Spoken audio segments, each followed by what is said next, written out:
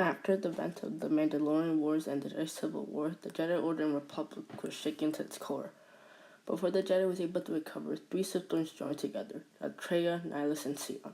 They hunted down the Jedi until there were only a small group of Jedi left. Atris, a Jedi historian, attempted to draw out the Sith by calling a meeting with the remaining Jedi. Her plan worked, but all of the other Jedi died except for Atris. She would eventually fall to the dark side by studying the Sith holocrons she collected over the years. Jedi Knight Mitra Surik would confront Atris and free her from the dark side.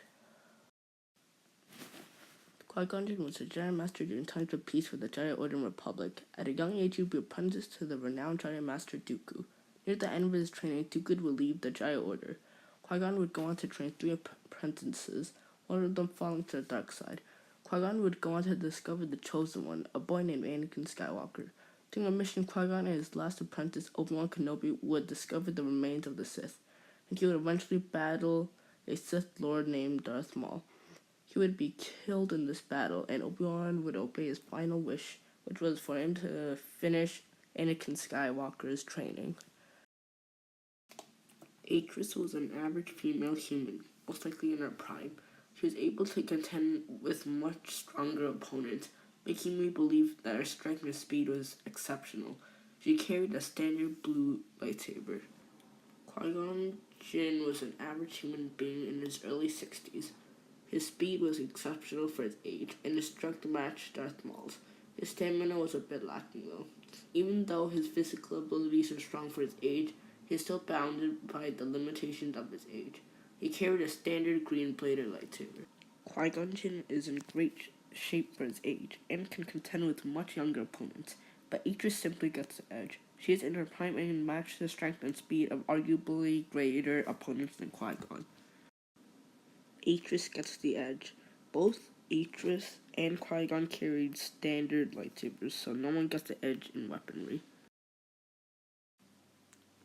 Even though Atris is not the most proficient duelist of her time, she still did give a hard fight against some of the most feared and respected duelists to date. She was a practitioner of the Form 7 Judo. However, I would not say Atris took this form to its limit, but at the very least intermediate.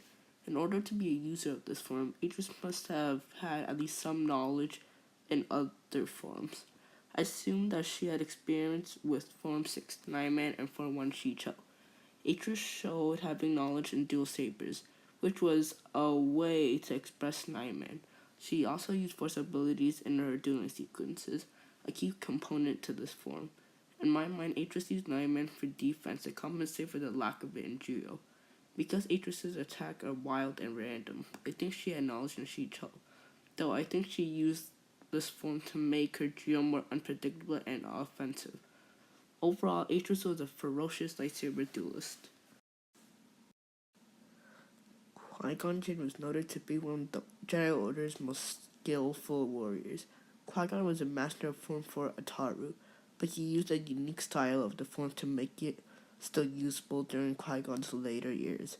Instead of using acrobatics and leaps like a traditional Ataru user, he was more grounded. He applies plenty of kicks and punches during a fight. Since his master was Dooku, one of, if not the greatest master of Form 2 Makashi, he carried on some traits of the form. Even though his Makashi was nowhere near the level of his masters, he still incorporates what little experience he has of the form in his style. In a fight, he goes full out, not holding back at all.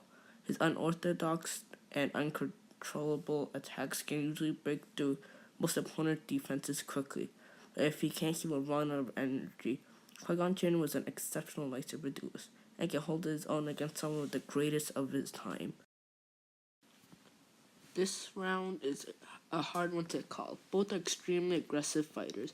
Atris will match Qui-Gon's ferocity with her own, but I do think she will eventually be forced on the defensive, a position that Atris can't keep up for long. The question is, can Qui-Gon keep up his attacks and break through Atris' defenses before he tires himself up? And I say yes. If he can continue a full might assault on Darth Maul for a solid 10 minutes, then he can break through Atris' defenses. Qui-Gon gets a slight edge as a lightsaber duelist. Atris is a master Force user, having knowledge in both the light and dark side. She had knowledge of Force suppression, droid disable, and Force stun. After she fell to the dark side, her knowledge expanded to Force choke, Force drain, Force lightning, and Force horror. However, most of her abilities in the dark side of the Force were underdeveloped because she never mastered any of them. She would commonly use her Force abilities to harass opponents. However, some of her Force abilities would be useless in a one-on-one fight. Qui Gon Jinn devoted himself into understanding the nature of the Force instead of the more combative abilities to it, though he was still an exceptional Force wielder. His Force augmentation was impressive enough to contend with the much younger Darth Maul for at least 10 minutes. During that time, he was always on the offensive. His Force pushes and pulls were strong, though I think he focused more on controlled subtlety than magnitude. He also had lesser known Force abilities. He was a user of a Force power called Serenity. This power can restore the user's strength while in a meditative trance. He uses this during his fight with Darth Maul, though in most situations this ability would be useless for obvious reasons. He was also a skill user in the Jedi Mind Trick, though he could only go so far with this tool. He also possessed the Force power called Force Heal, though he had limited knowledge in this ability. Qui Gon Jinn was a renowned Force user, though he never brought himself to complete mastery of it, since he focuses more on the philosophy of it. Both Atris and Qui Gon Jinn are notable Force users. Atris has more variety in her Force abilities, while Qui Gon took most of his limited Force abilities to their near limit. However, I say that Atris gets the edge. Qui Gon's Serenity is going to be useless during this fight, and his Force heal is mediocre at best. Even though Atris has her fair share of unviable Force abilities, she still has quite a few more powers that she can use. Atris gets the edge in Force abilities. The fight begins with Qui Gon Jinn charging at Atris with his signature green-bladed lightsaber, ready to unleash everything he has at Atris. She answers Qui Gon's wild form with her judo. At this point, the two will be at a stalemate, neither one of the fighters being able to push the other on their back foot. However, Qui Gon would start incorporating more physical punches and kicks in his style. Atris would try her best to contend with Qui Gon, but she would eventually be pressured and taking more of a defensive form in 9-man. No, she can't last long. Atris breaks away from the duo and sends out a massive Force push towards Qui-Gon. The Jedi hits a nearby wall, but is unscathed. Qui-Gon sends out his own Force push, but is turned away by Atris with ease. Atris then sends out a wave of lightning from her fingertips. With Qui-Gon not expecting the attack, he only manages to block some of the lightning with his saber. While Qui-Gon weakened, Atris starts to attack him with her lightsaber. The older Jedi is pushed back, with Atris slowly advancing.